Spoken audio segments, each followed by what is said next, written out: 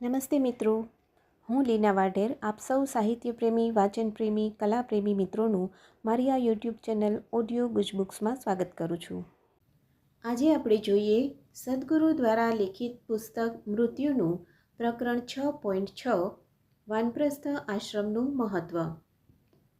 પ્રાચીન ભારતમાં જ્યારે દંપતી વાનપ્રસ્થ આશ્રમ ગ્રહણ કરતા હતા ત્યારે તેઓ સામાન્ય રીતે સાથે જતા અને તેમના મૃત્યુ સુધી અત્યંત સાદું અથવા સરળ જીવન વ્યતીત કરતા હતા. તેનાથી એ સુનિશ્ચિત થતું કે તેમનું મૃત્યુ સારી રીતે થાય અથવા તો સારું મૃત્યુ આવે. હવે આધુનિક મનને આ અત્યંત આકરું અને અતાર્કિક લાગી શકે છે. છેવટે આ એવું લાગે છે કે જ્યારે તમે યુવાન અને સ્વસ્થ હો, જ્યારે તમે કોઈ પરિસ્થિતિને સંભાળી શકો છો, ત્યારે તમને સમાજ વચ્ચે દરેક સુખ સુવિધાઓ સાથે સારા ઘરોમાં રહેવાની પરવાનગી છે. પરંતુ જ્યારે તમે ઘરડા થઈ રહ્યા હો, જ્યારે તમે અસ્વસ્થ અને કમજોર છો, ત્યારે તમારે બધું છોડીને પોતાનું ધ્યાન જાતે જ રાખતા જંગલમાં રહેવા જવાનું છે. પણ જો તમે ઊંડાણથી જુઓ તો આ પ્રથામાં ઘણી બધી સમજદારી છુપાયેલી છે. તે એક સરળ રસ્તો હતો જેનાથી એ સુનિશ્ચિત થતું કે જે લોકોની અંદર ઈચ્છાથી શરીર છોડવાની ક્ષમતા નથી તેઓ સારી રીતે મૃત્યુ પામી શકે. આ પ્રથાનું મૂળ વર્ણાશ્રમ વ્યવસ્થામાં છે, જેમાં તેમણે માનવ પ્રકૃતિનું ઊંડાણપૂર્વક નિરીક્ષણ કર્યું હતું. તેમણે માનવ જીવનના દરેક પાસાઓને, તેમની જરૂરિયાતો, ક્ષમતાઓ અને સંભાવનાઓને ધ્યાનમાં લીધા હતા અને તેના આધારે એક માર્ગદર્શિકા તૈયાર કરી હતી, જેના દ્વારા વ્યક્તિનું અને સમાજનું કલ્યાણ સુનિશ્ચિત કરવામાં આવતું હતું. તે અનુસાર જ તેમણે જીવનના આ દરેક તબક્કા પર કરવાના કાર્યોની પ્રકૃતિ અને જે આદર્શોને અપનાવવાના હોય તેને નિયુક્ત કર્યા.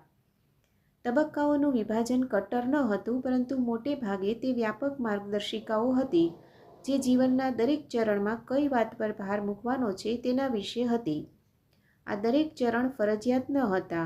કોઈ તેની રુચિ અનુસાર 1 અથવા 2 ચરણ છોડીને આગળના ચરણમાં જઈ શકે છે. આ તબક્કાઓનું વિભાજન આ પ્રમાણે હતું. ઉંમરના 0 થી 12 વર્ષ, જે બાલ્યાવસ્થા કહેવાય છે, તેનો ઉદ્દેશ્ય એ છે કે શરીર અને મગજ સંપૂર્ણ ક્ષમતા સાથે વિકસિત થાય. આ ચરણમાં ભોજન, રમતગમત અને ઊંઘ પર ભાર મૂકવામાં આવે છે અને તેનું લક્ષ્ય છે શરીર અને મગજનો સંપૂર્ણ વિકાસ. ત્યાર પછી ઉંમરના 12 થી 24 વર્ષ, જે બ્રહ્મચર્ય આશ્રમ કહેવાય છે, આ સમય દરમિયાન આધ્યાત્મિક અને વ્યવહારિક બંને જ્ઞાન પ્રાપ્ત કરવા માટે વિદ્યાર્થી સામાન્ય રીતે ગુરુ સાથે રહેવા માટે પોતાનું ઘર છોડી દે છે. વિદ્યાર્થીની 2 ફરજ હોય છે: જીવનના અલગ અલગ કૌશલ્ય શીખવા અને વ્યક્તિના ગુરુજનો પ્રત્યે અટલ ભક્તિનો અભ્યાસ કરવો. તેનું લક્ષ્ય છે ભણતર. ત્યાર પછી ઉંમરના 24 થી 48 વર્ષ, જે ગૃહસ્થાશ્રમ કહેવાય છે, જીવનનો આ તબક્કો રોજગાર કમાવા અને પરિવારના ભરણપોષણ માટે સમર્પિત છે. તેનું લક્ષ્ય છે ધન સંપદા અને સંતાનોત્પત્તિ. ત્યાર પછી ઉંમરના 48 થી 60 વર્ષ, જે વાનપ્રસ્થ આશ્રમ કહેવાય છે, આ તબક્કામાં વ્યક્તિ ઘરની જવાબદારી આગામી પેઢીને સોંપીને સંસારની ગતિવિધિઓમાંથી બહાર નીકળે છે. તેમનો મોટા ભાગનો સમય આધ્યાત્મિક જ્ઞાન અને વિવેક પ્રાપ્ત કરવા માટે સમર્પિત હોય છે. તેનું લક્ષ્ય છે જ્ઞાન. ઉંમરના 60 પછીના વર્ષો, જે સંન્યાસ આશ્રમ કહેવાય છે, આ તબક્કો ભૌતિક ઈચ્છાઓ અને પૂર્વગ્રહોના ત્યાગ અને આધ્યાત્મિકતાની નિરંતર ખોજને સમર્પિત કરવામાં આવ્યો છે, જેનું લક્ષ્ય છે મુક્તિ. વાનપ્રસ્થ આશ્રમનો અર્થ એ નથી કે તમે ઘડપણમાં પોતાને ઘણી બધી આકરી પરિસ્થિતિઓ વચ્ચે નાખી દો. આવું કરવાનો કોઈ અર્થ નથી, કારણ કે પૂરતી આકરી પરિસ્થિતિઓમાં કોઈ પણ ભાંગી પડશે. મૂળભૂત રીતે વાનપ્રસ્થ આશ્રમનો ઉદ્દેશ્ય મકાનની 4 દિવાલોની બહાર ખસવાનો હતો. તમે 4 દિવાલની વચ્ચે રહેવા માંગતા નથી, કારણ કે તે અમુક ભ્રમ પેદા કરે છે અને અમરત્વની ભાવનાનું નિર્માણ કરે છે. કદાચ તમે પહેલાંથી જ 4 દિવાલો વચ્ચે છો, પહેલાંથી જ એક શબ પેટીમાં છો, એટલે એવું લાગે છે કે તમે હંમેશા માટે રહેશો. તમારા ઘરની 4 દિવાલો અમરત્વનો એક આભાસી બોધ પેદા કરે છે, પણ તમે જોશો કે જો તમે ખાલી બહાર ખુલ્લામાં ઊંઘશો તો તમે અનુભવશો કે તમે કેટલા અસુરક્ષિત છો. જો તમે ન સમજો તો પણ બહાર ઊંઘતી વખતે તમારું શરીર પોતે ખૂબ સ્પષ્ટપણે આ વાતને સમજશે. કદાચ તમારામાંથી મોટા ભાગના લોકો કંઈ અનુભવતા નથી, કારણ કે તમે ઓરડામાં સંગીત સાંભળી રહ્યા છો અથવા તો તમારા ફોન પર ચિપકેલા છો. પણ જો તમે જંગલમાં હો અને વીજળીના કડાકા ભડાકા અને પવન સાથે એક તોફાન આવે તો તમને તરત સમજાઈ જશે કે માનવ શરીર કેટલું અસુરક્ષિત છે. જો તમે ખાલી એક રાત માટે પણ બહાર રોકાવ છો તો અચાનક તમારી અંદર એક પ્રકારનો વિવેક ઉત્પન્ન થઈ જશે. તેથી વાનપ્રસ્થ આશ્રમનો અર્થ હતો વન અથવા તો જંગલ સાથે સમન્વયમાં હોવું.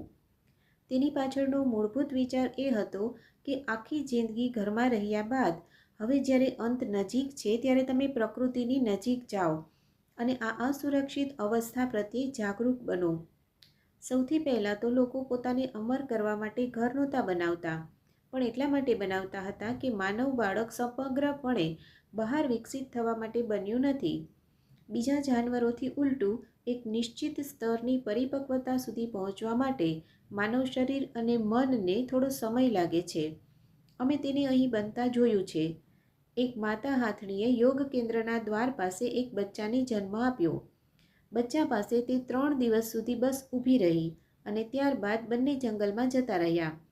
તેમના માટે તે એક સ્વાભાવિક બાબત હતી, પરંતુ મનુષ્યના બાળક સાથે એવું નથી. એક માનવ બાળકને અમુક વર્ષો સુધી પાલન પોષણ અને સુરક્ષાની જરૂરિયાત હોય છે. આ સુરક્ષા માટે આપણે ઘર બનાવવા જેવી અમુક ચીજો કરી. પછી આપણે વધુને વધુ સુરક્ષા તેમાં ઉમેરતા ગયા. આપણે પછી અતિ સુરક્ષા અને મહા અતિ સુરક્ષા કરી નાખી. તે એક અલગ બાબત છે. પણ મૂળભૂત રીતે ઘર બનાવવાનો વિચાર એટલા માટે આવ્યો કારણ કે બાળકો બહારના વાતાવરણને સહન કરી શકતા નથી. તેથી એ સમયે બાળકોની સાથે વયસ્કો પણ 4 દિવાલોની સુવિધાનો આનંદ લેતા હતા, જે બરાબર છે. પણ તેમની પાસે એ સમજવાની સૂઝ હતી કે જો આ રીતે હું જીવીશ તો હું અસત્યમાં જીવીશ, એવું માનીને જીવીશ કે હું અમર છું. તો તેને અત્યંત સ્પષ્ટ કરવા માટે માત્ર બૌદ્ધિક રીતે નહીં પરંતુ દરેક રીતે પ્રથમ પગલું એ છે કે 4 દિવાલની બહાર નીકળવામાં આવે. આ કારણે જ સાધુ અને સંન્યાસીઓ ક્યારેય કોઈ ઇમારતમાં ન સૂતા. તેઓ માત્ર ઝાડ નીચે જ ઊંઘશે. જો હવામાન બહુ આકરું હોય તો તેઓ કોઈ ગુફા કે કોઈ કુદરતી રીતે સુરક્ષિત સ્થળે ઊંઘશે, પણ તેઓ ઇમારતોમાં જઈને નહીં સૂવે. અને જો તેમણે ઇમારત બનાવી તો પણ તે માત્ર છત જ બનાવી હતી, આજુબાજુ બધું ખુલ્લું રહેતું. જો તેઓએ દિવાલો બનાવી તો તે પણ હંમેશા માટીની બનાવી. તેની પાછળનો વિચાર એ હતો કે તમે હંમેશા પૃથ્વીના સંપર્કમાં, તત્વોના સંપર્કમાં રહેવા જોઈએ. તે સતત શરીરને યાદ અપાવે છે. તમારા મનમાં કદાચ એ સમજ ન હોય, પણ આ વ્યવસ્થા તમારા શરીરને સતત યાદ અપાવશે કે તમે આ ધરતીનો માત્ર એક અંશ છો અને તમે ફરી પાછા જતા રહેવાના છો. તેની પાછળ આ વિચાર રહેલો છે અને તેમાં ઘણો મોટો ફાયદો છે. મેં પર્વતારોહીઓમાં આવું જોયું છે. તેમનામાં એક વિશેષ ગુણ છે જે બીજી રીતે આવવું મુશ્કેલ છે. તાજેતરમાં જ હું યુરોપ અને અમેરિકાના પર્વતારોહીઓના એક જૂથને મળ્યો જેમણે દક્ષિણ અમેરિકા અને આલ્પ્સના ઘણા પહાડો પર આરોહણ કર્યું હતું. હું જ્યારે તેમને મળ્યો, મેં બસ તેઓ જેવા હતા તેવો અનુભવ કર્યો. તેમનામાં એક એવી સ્થિરતા અને સહજતા હતી જે ઘણી બધી સાધના કરવાથી આવે છે. ત્યાં સુધી પહોંચવામાં ઘણો પરિશ્રમ કરવો પડે છે, પણ દરરોજ પોતાને જીવ જોખમમાં નાખવો, દરરોજ એ ખબર ન રહેવી કે તેઓ આજે જીવિત રહેશે કે નહીં, આ ચીજોએ તેમની અંદર એક સ્થિરતા અને સહજતા પેદા કરી દીધી હતી.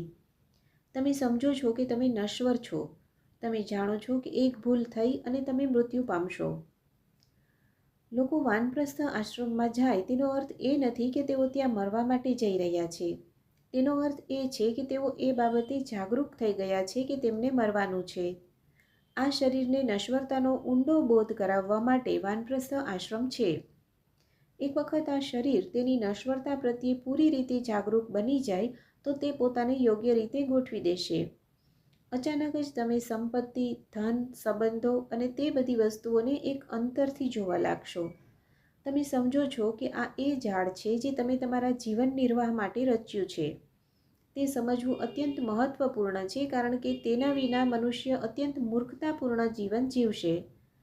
જો તે જાણે છે કે તે નશ્વર છે તો તે પોતાનામાં જરૂરી બદલાવ લાવશે. તે ઘણું લાંબુ જીવન જીવશે. મૂર્ખતાપૂર્ણ વસ્તુઓ કરીને તે પોતાની ઉર્જાને નષ્ટ નહીં કરે. આવું થતાં અમે જોયું છે. ભારતમાં નહીં પરંતુ અમેરિકામાં. જે લોકો Isha institute of inner sciences ટેનેસીમાં રહેવા લાગ્યા હતા તેમનું સ્વાસ્થ્ય ઘણું સુધરી ગયું હતું. ભારતના યોગ કેન્દ્રમાં જ્યારે અમે વાનપ્રસ્થ આશ્રમની શરૂઆત કરી ત્યારે અહીં આવનારા મોટાભાગના લોકો યુવાન હતા, તેથી તે કદાચ એટલી સ્પષ્ટતાથી દેખાય નહીં, પણ ત્યાં જે લોકો આવ્યા તેમાંથી મોટાભાગના ત્યારે પહેલેથી 65 ઉપરના અને અમુક તો 70ની ઉપરના હતા. તમે જોઈ શકો છો કે છેલ્લા 8 થી 10 વર્ષમાં તેઓ વધુ ચુસ્ત, સ્વસ્થ અને યુવાન બની ગયા છે. માત્ર બહાર રહેવાના કારણે જ તેઓ પહેલાં કરતાં વધુ સારા અને મજબૂત દેખાઈ રહ્યા છે. બેશક તેઓ યોગ અભ્યાસ કરે છે, પરંતુ તેમનું શરીર સારી સ્થિતિમાં એટલા માટે પણ છે કે તેઓ સતત ચાલે છે, જંગલમાં કામ કરે છે અને તત્વોના સંપર્કમાં આવે છે. વાનપ્રસ્થ આશ્રમના ચલણનું બીજું કારણ એ પણ હતું કે પરિવારજનો અને સગા સંબંધીઓ વચ્ચે મરવું લોકો માટે સારી વાત નથી. અત્યારે દુનિયામાં એકલા મૃત્યુ પામવાને લોકો ખરાબ ગણે છે. લોકો વિચારે છે કે મરતી વખતે આખો પરિવાર તેમની આસપાસ હોવો જોઈએ. મરવાની આ સૌથી ખરાબ રીત છે, કારણ કે તે સમયે તમે દરેક ઓળખીતા ચહેરાઓ તરફ જોઈ રહ્યા હો છો અને જેની ખરેખર તમે વિદાય લઈ રહ્યા છો તેની સાથે જ ફરી પાછા જોડાવ છો. જ્યારે તમે ઘરે પરિવારના સભ્યો વચ્ચે હો ત્યારે બે ચીજો થાય છે. તમારું શરીર ત્યાં બીજા શરીર સાથે જોડાઈ જાય છે. હું શારીરિક કે માનસિક જોડાણની વાત નથી કરી રહ્યો, એ તો ત્યાં હશે જ, પણ તેનાથી પરે તમારું શરીર ચોક્કસ જોડાણ બનાવી લેશે. બીજું, એક પરિવાર અથવા ઘરનો અર્થ છે જીવનની આજ, કાલ અને પરમ દિવસની વ્યવસ્થાનો અતિરેક. તમે જ્યારે તમારા ઘર અથવા પરિવારની સાથે રહો છો તો તેમાં ફસાઈ જાઓ છો. અન્ય શરીરો સાથેનો આ સંબંધ અને જીવનની વ્યવસ્થાનો અતિરેક વ્યક્તિની અંદરના હુંના ભાવને વધારી દે છે. તેનાથી ચીજો છોડવામાં ઘણી મુશ્કેલી થશે. વધુમાં, જ્યારે તમે તમારા પરિવાર વચ્ચે મૃત્યુ પામો છો ત્યારે તમે લગાવના તીવ્ર ભાવ સાથે મરો છો, જે તે પછી થનારી વસ્તુઓના સંદર્ભમાં સારું નથી. તમારે એ સમજવું જોઈએ કે પરિવાર એટલે ફક્ત લગાવ જ નથી. જો તમારા જીવનની છેલ્લી ક્ષણે તમે તમારા પુત્ર, પુત્રી કે પત્ની અથવા પતિને જુઓ તો તે માત્ર પ્રેમ જ નથી, પરંતુ બીજી ઘણી ચીજો તમારી અંદર આવશે, કારણ કે સંબંધ માત્ર પ્રેમ વિશે જ નહોતો. હવે તે બધી યાદો અને લાગણીઓ પણ સામે આવશે, જે પણ એક સારી બાબત નથી. આ કારણે જ આ સંસ્કૃતિમાં લોકો એક લગાવ ન હોય એવા સ્થાન પર મરવા ઈચ્છતા હતા. તેઓ એવી રીતે મરવા માગતા હતા જેમાં તેમની મૃત્યુને તેમના શરીર, તેમની આસક્તિઓ, તેમના સંઘર્ષો અને અન્ય ચીજો સાથે કંઈ લેવા દેવા ન હોય. તેઓ એવા સ્થળે મરવા માગતા હતા જેની પ્રકૃતિ વધુ આધ્યાત્મિક હોય. પૌરાણિક સમયમાં પણ ઘણા લોકો ધૃતરાષ્ટ્ર અને તેમના પરિવારની જેમ જંગલમાં નહોતા જતા. મોટાભાગના લોકો કોઈ એક આશ્રમમાં જતા, જે આ દેશમાં ઘણા સ્થળોએ હતા. આજની પરિસ્થિતિમાં તમે વાનપ્રસ્થ આશ્રમ માટે જંગલમાં જઈને ત્યાંના હાથી કે વાઘ કે જંગલની આગનું જોખમ લેવા નહીં માગો. તમે મરો તે પહેલાં કદાચ તેઓ તમને મારી નાખશે. તેનાથી વધારે સંભાવના એ વાતની પણ છે કે ગેરકાયદે પ્રવેશ માટે વન વિભાગ તમારી ધરપકડ કરી શકે. હા, વનનો અર્થ છે જંગલ, પણ વન એટલે બગીચો પણ થઈ શકે. તેથી એક સુરક્ષિત અને ખુલ્લા સ્થળે જતા રહેવું સૌથી શ્રેષ્ઠ છે. જો પ્રકૃતિમાં મરવું શક્ય ન હોય તો બીજો સૌથી શ્રેષ્ઠ વિકલ્પ છે તમે જેમને જાણો છો તે બધા, ખાસ કરીને તમારા સંબંધી અને નજીકના મિત્રોથી દૂર થઈ જવું. તમે જે જીવન જીવ્યા છો તે વિશે યાદ દેવડાવે તેવું કંઈ તમારી આસપાસ ન હોય તે સૌથી સારી બાબત છે. તમારા સંબંધો અને ઋણાનુબંધને બાજુમાં રાખી દો. દેવી દેવતાઓની પણ જરૂર નથી, કારણ કે તે પણ એક ઋણાનુબંધ જ છે, એક સંબંધ જે તમે બનાવ્યો છે. જો તમે પર્યાપ્ત પ્રમાણમાં જાગૃતતાનું નિર્માણ કર્યું હોય તો સર્વશ્રેષ્ઠ રીત એ છે કે જતી વખતે તમારી પાસે કોઈ હાજર ન હોય.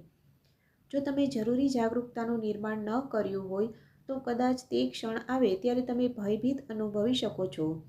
કોઈ તમારો હાથ પકડે તેવી ઈચ્છા તમને થઈ શકે છે. તે ઠીક છે. જાગૃતતામાં નહીં તો ઓછામાં ઓછું તમે થોડા પ્રેમ અને આરામથી પ્રસ્થાન કરશો. તે ઠીક છે, પરંતુ તમારે તેને બને તેટલું ઓછું રાખવું જોઈએ. તો વાનપ્રસ્થ આશ્રમમાં જવાનો યોગ્ય સમય કયો છે? પરંપરામાં એવું કહેવાય છે કે 48 વર્ષની ઉંમર બાદ, અથવા તો જ્યારે તમે 4 સૌર ચક્રો પૂર્ણ કર્યા હોય ત્યારે તે તમારા માટે વાનપ્રસ્થ આશ્રમમાં પ્રવેશ કરવાનો યોગ્ય સમય છે. આજના વિશ્વમાં ઉંમર જીવનના એ તબક્કાને દર્શાવતી ન હોય તેવું બને. વધુમાં દરેક વ્યક્તિમાં જીવનના આ તબક્કા અલગ રીતે ઘટિત થઈ શકે છે. તેથી તમારી ઉંમર એ માપદંડ નથી. જીવનના એક પડાવ પર પહોંચ્યા બાદ વ્યક્તિએ જીવનના દરેક તબક્કે તેમની સ્થિતિનું મૂલ્યાંકન કરવું જોઈએ. એક વખત એવું બન્યું, બેંગ્લોરમાં 2 સ્ત્રીઓ હતી જે પોતપોતાની કંપની ધરાવતી હતી. એક દિવસ તે બંને કોફી પીવા મળી. વાતચીત દરમિયાન એકે કહ્યું, હું એ વાત પર ભાર આપું છું કે મારી કંપનીમાં જે લોકો કામ કરે છે તેમણે દર 6 મહિને ઓછામાં ઓછા 1 અઠવાડિયાની રજા લેવી જોઈએ. બીજીએ પૂછ્યું, અરે વાહ, આવું કેમ? શું તે મોંઘું ન પડે?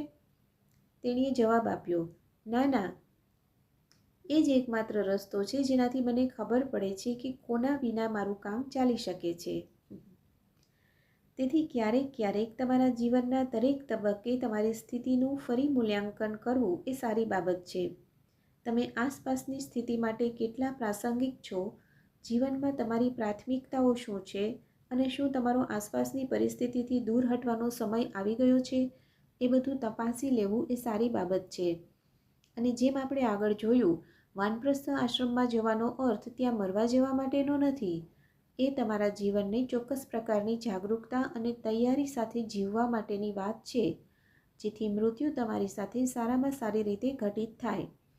આ મૃત્યુને આમંત્રણ નથી, પરંતુ મનુષ્યની સ્થિતિની એક ગહન સ્વીકૃતિ છે. અસ્તુ. તો મિત્રો, આઈ હોપ કે તમને આજનું આ વાંચન જરૂરથી ગમ્યું હશે.